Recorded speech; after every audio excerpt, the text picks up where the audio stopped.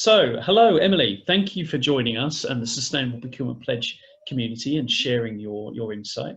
Please introduce yourself. Sure. So I'm Emily Pryor. I work at Manufacture 2030 as the head of customer success.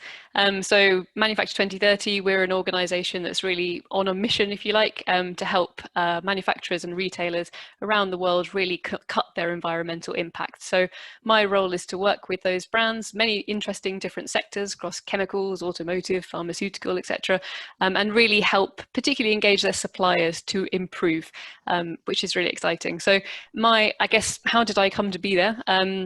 I joined Manufacture 2030 just over 3 years ago.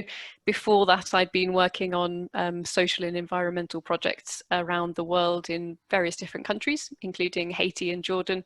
And I really wanted to move back to the UK for various reasons, but I wanted to keep that sort of global element to my role. So keen to work on environmental things. I'd initially done a modern languages degree. So I love the fact that with my current role, I get to work with manufacturing suppliers in about 50 countries around the world, and obviously that brings the cultural elements and the languages with it. So sort of neatly ties together all those different bits I enjoy. Lovely, lovely. And what does sustainable procurement mean to you, Emily? Sure. So to me, sustainable procurement is just a hugely exciting opportunity. So obviously we've only got 10 years left, according to the scientists, to really make sure that global warming doesn't hit the sort of maximum of 1.5 degrees C. So to me, if we all work in our own businesses on sustainability and environmental matters, we're never going to get there. We won't have the sort of scalable impact that we need to have. So to me, sustainable procurement is exciting because it's a solution that is scalable, and it's a huge opportunity for procurement folk. It's something that they can lead on, they can spearhead, and they can feel that they're affecting global widespread change by working with all of their suppliers and helping drive those environmental reductions. So it's something that should be exciting. It's an opportunity. It's something that it's a way of actually tackling an enormous challenge with a really scalable solution. And I think it's something that procurement folk should feel that they can demonstrate as business critical. So we've seen that most of the organizations who are doing really well and have sort of ridden the storm, especially of COVID and other crises like that, are the ones that have put sustainability at the heart of what they do. And it's really, it's making them more resilient, it's making their supply chain more resilient. And I think in a way, in the end, they're the businesses that will win out. So hugely exciting. Excellent. And obviously you've worked in the past and also now with many procurement professionals who are trying to embed sustainability in the work they do and create sustainability projects with their suppliers. What would be 2 or 3 examples or 2 or 3 lessons that you think they've learned with you?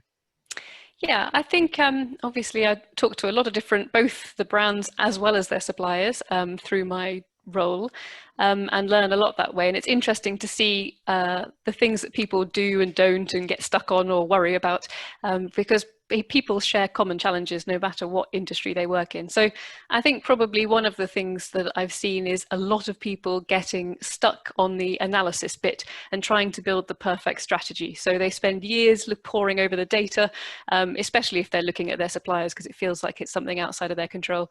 They pore over the data, they try and work out which bits of their supply chain are most carbon intensive and where to focus. And actually all the time the clock is ticking, and by the time they've developed the perfect solution, it's sort of too late to act. So I think my main bit of advice based on those conversations we've had with all the companies we work with is just get started.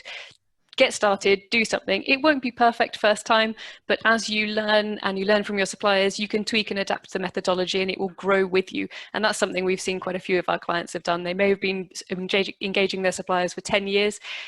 Definitely they've learned a lot along the way, but none of it's been wasted. Some sort of approaches may have not been as good as others, but it's always driving improvement and it's doing something. So I think, yeah, that would be my first piece of advice, would be just get started. Yeah. I guess the second would probably be don't get stuck on that data piece. If we need to affect global change, we have to move towards improvement. So think about, what does that actually mean with your suppliers?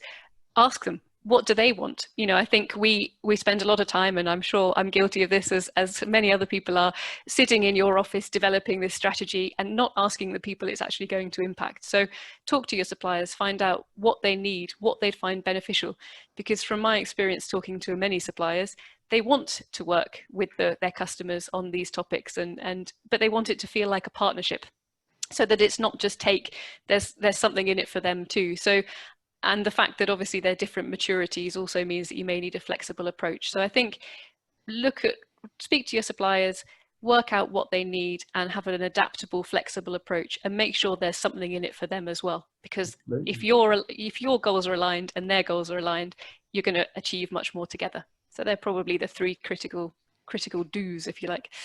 Excellent. Thanks very much, Emily.